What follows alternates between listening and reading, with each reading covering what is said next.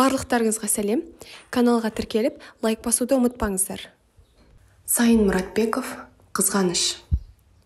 Күз еді. Ауылдағы байланыс бөліміне бастық болып 2 баласы бар Бағила деген жесір әйел көшіп келді. Талайдан жабық тұрған почта үйінің есігі сол күні кешке дейін айқара ашылып, шамы түн ортасына дейін сөнген жоқ.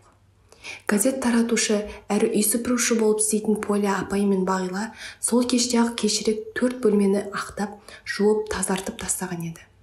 Тұрғын үйге арналған 2 бөлмесіне жаңа иесі үлкен ақ керуетін, көтерген кезде ауырсына сықырлайтын столын кіргізіп, басқа да дүниеліктерін жинастырды. Аяққа оралғы болған балаларын шешіндіріп, маңдайларын кезек-кезек сүйіп, Бағила көңілі жай тапқандай ашаңшып, ақ құба жүзі өткір жанған шамның жарығына шомыла тұрып езу тартты. «Осылай тұрамыз да», деді ол Поля апайға қарап. Бұл сөзді қуаныштан ба, болмаса күйініштен айтқаны ма, айыру қиын еді. Үй ішінің тым жұпынылығына көз тастаған Поля апай әлі түгел көшіп келмеген боларсыңдар деп сұраған. Әрине, деді оны сөзсіз түсінген Бағила. Столға ақ дастарханын жауып жатып, енді ол жақта сиырымыз қалды, соны жеткізіп алсақ, деді. Ертеңіне байланыс бөлімі жұмыс істей бастады. Әуелде келушілер сирек еді. Бірақ түске жақын бүкіл ауылға почтаның жаңа бастығы туралы шіркін адамның көріктісі сондай-ақ болар деген мақтаулы сөз тарады да, көп ұзамай ауыз бөлмеге төселген ескі алашаға аяқтарын тыпырлата сүртіп, келіп кетушілер көбейіп кетті. Бірен сарандары болмаса, көпшілігі ақ болымсыз нәрсені сылтау етіп, почта бастығын көруге келгендер еді. Әйелінің ойлы қарайтын ұзын кірпікті үлкен қой көзі, нарттай қызыл ерні, түк ұстайтын әсем мүсіні оларға қатты ұнады. Ал кешкілікте Бағила байланыс қызметкерінің формасы костюмін киіп, 2 баласын ертіп, дүкен жаққа қарай жүрген кезде сыртынан талай көздер телміре қарап қалады.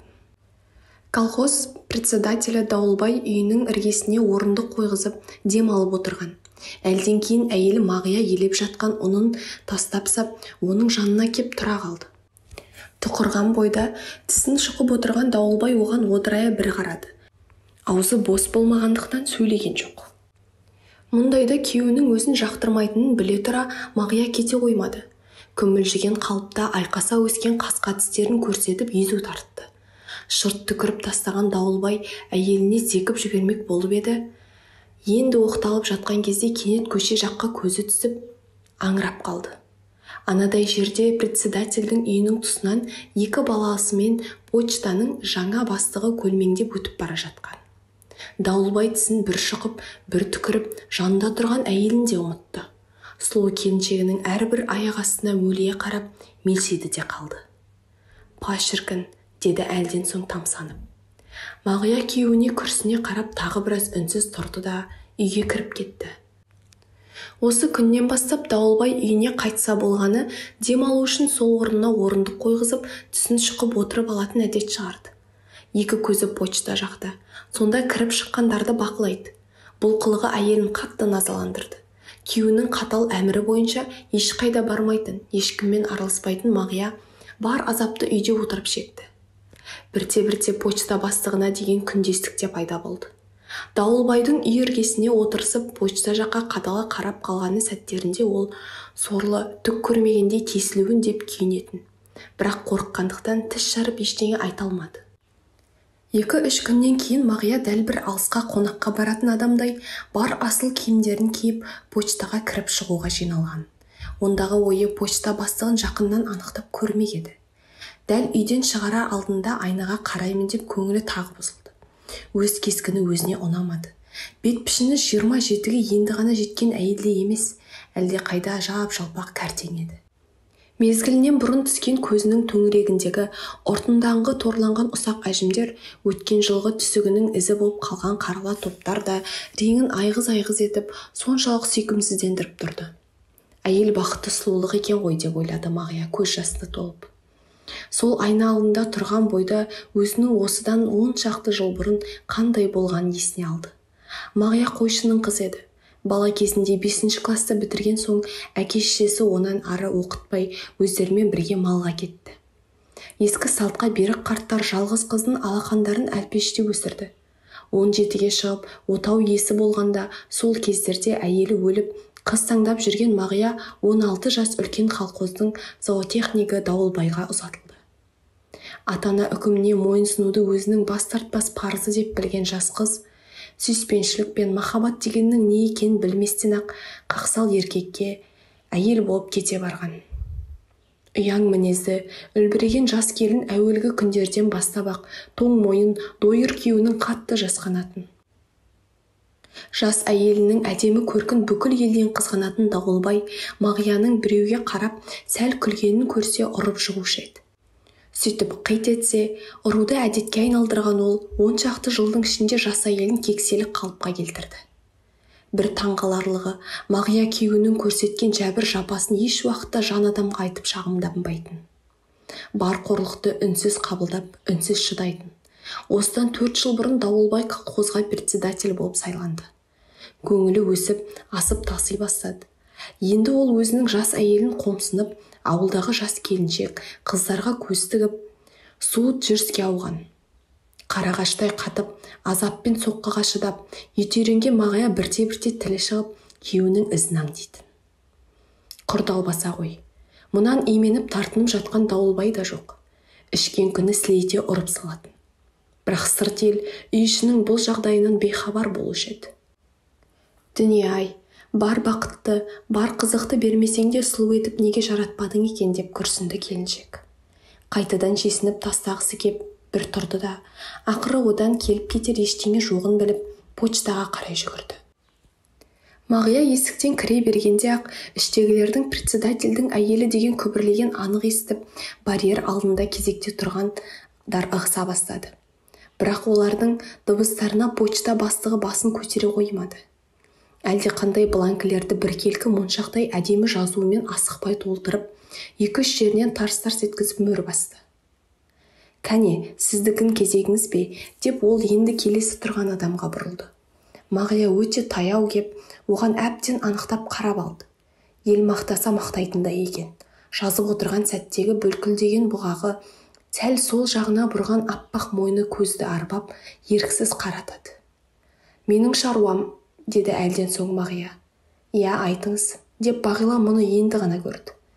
Қадала қараған сұлу кескінін Мағияның жүзі шыдамай тайқып кетті де, күрсініп қалғанын өзі де байқамады. Газеттерімізді түгел алмаймыз, деді.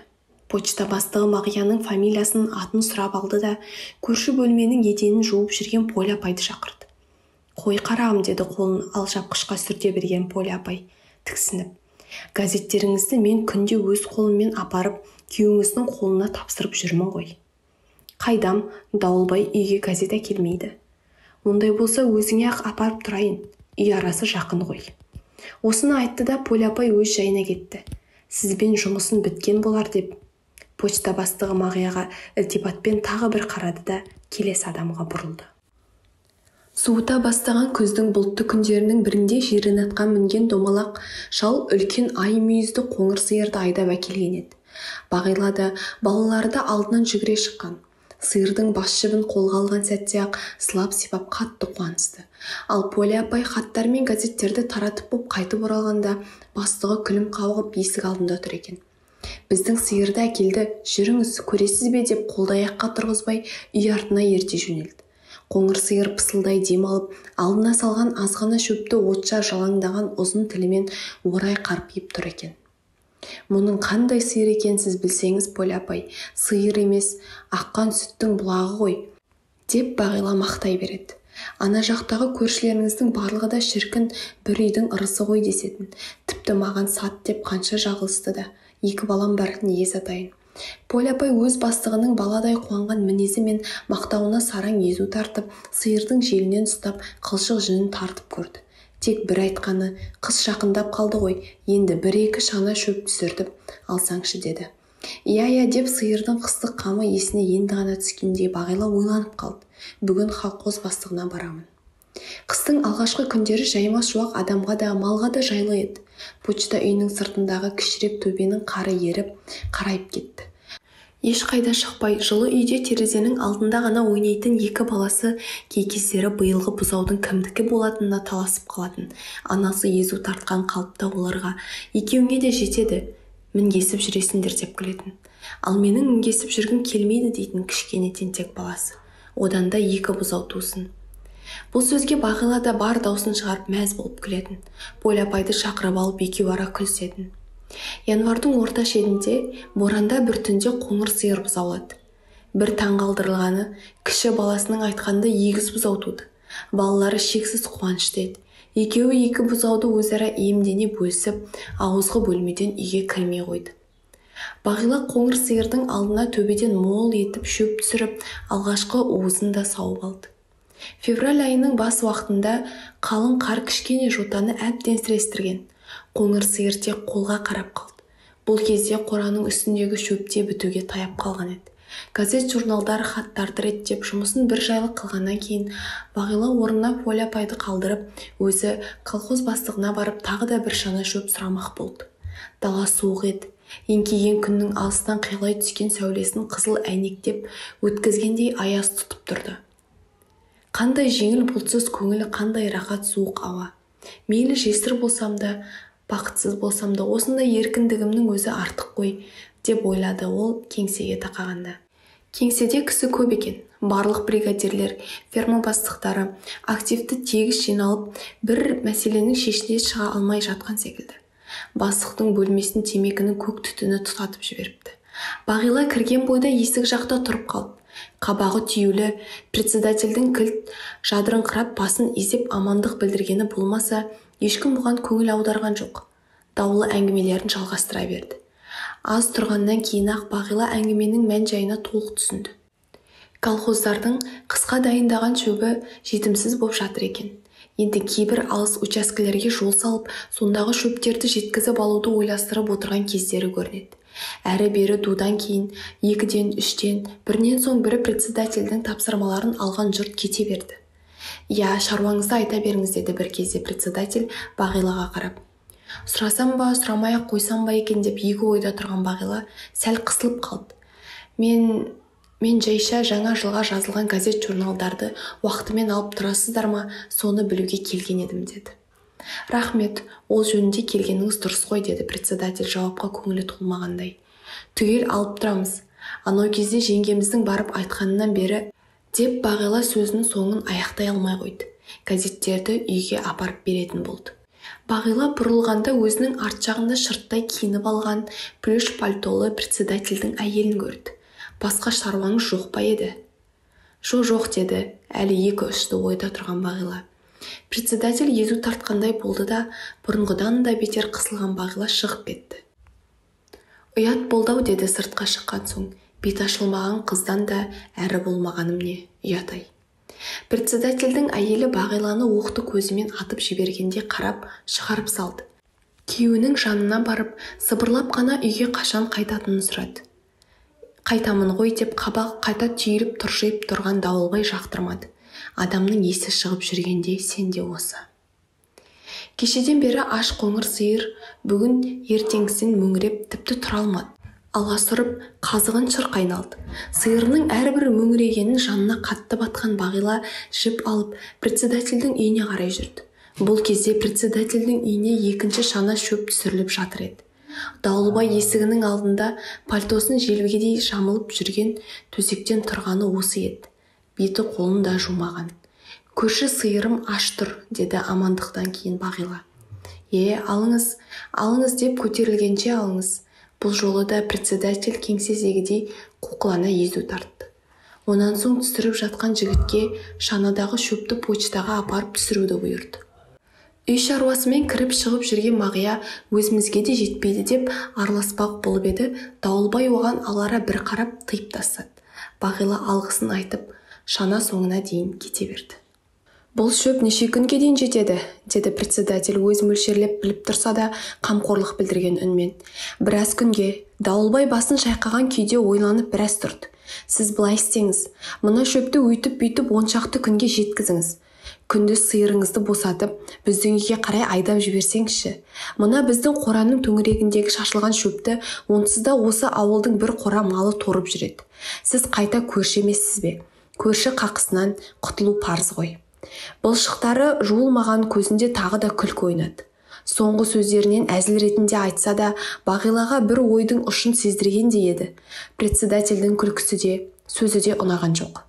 Содан 2 күн өткен соң түнде Бағила балаларын жатқызып, өзі кітап оқып отырған. Ақырын ғана сыртқы есік қағылды. Бұл елең етіп шыға қоймады. Есік тағы қағылды. «Көрші!» деп председательдің сыбырлы даусы естілді. Қорыққандықтан болу керек, Бағиланың буындары дірілдеп, қозғала алмай қалды. Қой, ұят болар, бір шаруамен келген шығар деп те ойлайды. Бірақ ұрлана шыққан дауыс онда ештеңені аңғартпайды. Бағила тырс еткен де жоқ. Председатель үйдің екінші жағындағы қалың қарды омбытып терезеге келді. Терезені қақты. «Көрші, ей көрші, тоңып қалдым» деді жалынышты үнмен. Бағиланың қатты сөздер айтып айғайлап жібергісі келді де, балаларым шошытып алам деп қатты қорықты. Айқайлап жібергісі келсе де үнсіз қалды. Тек тұрып барып, шамды сөндіре салуға ғана шамасы келді. Өне бойы бұрынғыдан да қатты дірілдеп кетті. Қорлаған сезім булықтырып барады. Соңғы айларда мүлдем ұмыт бола бастаған әйел атаулыға қызыққыш музыкант күйеуі есіне түсті. Аудандағы бет жалтырлаған қыз қырқынның бәрінің соңына әуе келіп жүруші еді. Сонда соның қылығына ерік беретін әйелдерді атуға Бағиланың оларға оғы жоқ еді. Күйеуінің де, әйелінің де өлерде жек көретін, жиренетін. Ол әрбір жаңа әнді бір естігеннен қандай тез жеңіл үйренсе, Бағиламен де сондай тез жеңіл айырылысқан. Даптардай адам, мына председательдің мына қылығына не дерсің? Апырмай, еркек атауының бәрінің білері осы ғана ма екен? Деді көзі жасқа толып. Күйеуінің ашулы екенін Мағия оның аяғын қатты қағып, есікті жұлқа ашқандығынан білді. Екі көзі от шашып үйге кірген Дауылбай орындыққа сырқ отыра кетті де, ымдап аяғын шешуді бұйырды. Мағия оның үстінің қарын қағып, пимасын шешті. Құдай-ау, осынша қайда омбыланды екен деп ойлады. Дауылбай сол томырайған қалпында ләм-мим демесін аузын ашпай теріс қарап жатып қалды. Ертеңіне түсте ол кеңседен өзімен бірге колхоз бухгалтерін ертіп келген. Тамақ алдынан тәбет ашу үшін деп екеуі қырлы стаканды сәл ғана толтырмай-ақ арақ ішіп алды. Әр нәрсені әңгіме ете отырып, аздап кейін екеуінің де жүздері қызара бөртіп, терлей бастады. Осындайда мақтауылдағы жанын сүйетін Дауылбай әйеліне: «Ей, сен тыңдайтын сөз емес, бара тұр» деп ақырын қойды да, бухгалтерге өзінің жаңа почта бастығымен жақындығын, түнде сол үйде болғанын айтып, желпініп алды. Мағия ауыз бөлмеде тұрып ақ күйеуінің байғұс есігінің алдына барып, жөтелуі мұң екен, аша қойғаны ішке өзі кіргізіп алды. «Мен де кіргеннен көп отырар уақытым жоқ» деп еді, бірден дегенін есітті. Екеуі де қарқылдап күлісті. Бағила алғашқы 1-2 күнде сиырын жібере қоймаған. Бірақ председатель уәде еткен күнге дейін шөптің жетпейтінін анық сезгеннен кейін сиырын босатып жіберді. Бұл жайлы қоңыр сиыр жақты да жақсы түсінгендей, мол шөпке көз сүзе айналшықтап салбыраған түрмен малдарға қосылып, председательдің үйінің маңайынан шықпайтын болып алды. Бірде кешкілікте Бағила сиырын қайтаруға барған кезде есіктерінің алдында Мағиямен бетпе-бет кездесіп қалған. Ызбарын шашқан зәрлі көзқарастан ыңғайсызданды. Бағила жай амандасып қана өтіп кетпек еді, бірақ Мағия оны еріксіз тоқтатты. «Мынау қаңғып жүрген сиыр сіздікі ме еді?» деп сұрады председательдің әйелі. «Қарасан келгір мал екен, кешке дейін қуа-қуа ала өкпе алдым». Қысылған Бағила осы үйдегі ағай босатып жібер деген соң дей берген еді, Мағия оның сөзін бөліп тастады. «Осы үйдегі ағайың немене?» деді кекесін үнмен, екеселене сөйлеп. «Кім көрінгеннің малы үшін шөп түсірте ме? 7 сайын 2 шаңадан түсірген беретін председательдің әкесінің шөбі екен. Колхоздың шөбі, онсыз да өсекке шығып жүргенде». Бағила ләм-мим деп аузын ашпастан сиырын айдап кете барды. Председательдің әйеліне деген реніші қатты еді. Кім білсін деп ойлады ішінен Бағила. Күйеуіне шөп сұрап қайта-қайта барғыштай бергенімді ол жамандыққа жорыған болар. Осы ой келгенде Бағила өзін қатты қорланғандай сезінді. Қоңыр сиырды күндіз-түні байлап тағы да жібермей қойды. Азғана шөп азды күнде тағы да бітті. Қыс болса әлі көселіп жатыр. Бағиланың енді шөп сұрап бірден кеңсеге баруға дәті жетпеді. Ал қоңыр сиырдың тұмсығын соза мөңірегені барған сайын жиілеп жанына батты. Жан-жақтағы көрші қолаңдарынан сұрап көрді, бірақ бұл халмен де 2-3 күннен ары аса алмады. Осымен арым таза бола тұра неменеге қысыламын, деді де ол әбден амалы таусылғанда, егер председательдің әйелі шынымен жаман ойда болса, анықтап айтуым керек. Ол маған шөп түсіруді берудің өзіне колхозда міндетті. Ол осылайша өзіне өзі демеу беріп кеңсеге қарай жүрді. Бағиланың кеңсеге бара жатқанын Мағия есігінің алдында тұрып көрді. Қайқаңдап жүрсін зәндеменің, деді өртенердей болып. Дереу істеп жүрген шаруасын тастай салып, үстіне пальтосын ілген қалпында сүріне қабына үйден бұлда шықты. Дәл осы кезде ақ екі бұзауын ертіп, бас жібін сүйреткен қалпы есігінің алдына кеп кесе көлденең тұра қалған қоңыр сиыр көзіне тікенектей қадалды. Әдіра қалғырдың малы деп бажылдай ұмтылды. Қапелімде қолына босаға жақта тұрған балта ілінді. Сиырға қарай сілтеп қалды. Өткір балта күнге шағылсып жалт етіп бара жатып, жүзі сиырдың бөксесін орып өтті. Мағия бөгелместен кеңсеге қарай алқына жүгірді. Көзі қанталап, почта бастығынан бас салып жылуға әзір еді. Кеңсеге кіре бере Бағиланың салмақты қатаң даусын естіп, ол тұрып қалды. Қалай десеңіз де шөп түсіртіп бересіз, ол сіздің міндетіңіз. Япырай, көрші, мен не істейін, не істе дейсіз маған деп колхоздың малына да шөп жетпей жатыр. Қинадыңыз-ау мені, деді лажсызданған Дауылбай. Онан соң алдыңдағы тық-тық еткен стол сағатына қарап біраз отырды. Жақсы, қазір анау біздің қораның төбесінде шөптің жартысын сізге түсіріп беремін. Жоқ, о не дегеніңіз, деді Бағила шошынып. Не істейін, басқа амалым жоқ. Не деген адамсыз өзің, деп осы тұста Мағия есіктен кірген бойда Бағилаға тап беріп шаңқылдады. Саған адамша айтып тұр ғой. Жартысын емес, алана шөптің бәрін, деді. Жә, сен килігетін жұмыс емес деп тыржиып Дауылбай оны бөліп тастамақ болды. Бірақ Мағия бұрынғыдан да әрі өшерлене түсіп, бәрін алсын, деп ызалана жылап жіберді. Дәл осы кезде сырттан шырқырап жылаған баланың даусы естілді. Бағила атып шықты. Апа, біздің сиыр өлді, іші жарылды, деп өкси жылаған кіші бала. Бағила үйіне келгенде қоңыр сиыр есік алдында ішек қарны сүйретілген күйі ауыр қиналып ыңырайып жатыр екен. Екі бұзауы енелерінің бұл жатысына түсінбей иіскелеп жүр. Аққан қан қызғаныштың ізіндей председательдің үйінен бері қарай созылыпты. Назарларыңызға рахмет. Лайк басып, каналға тіркелуді ұмытпаңыздар.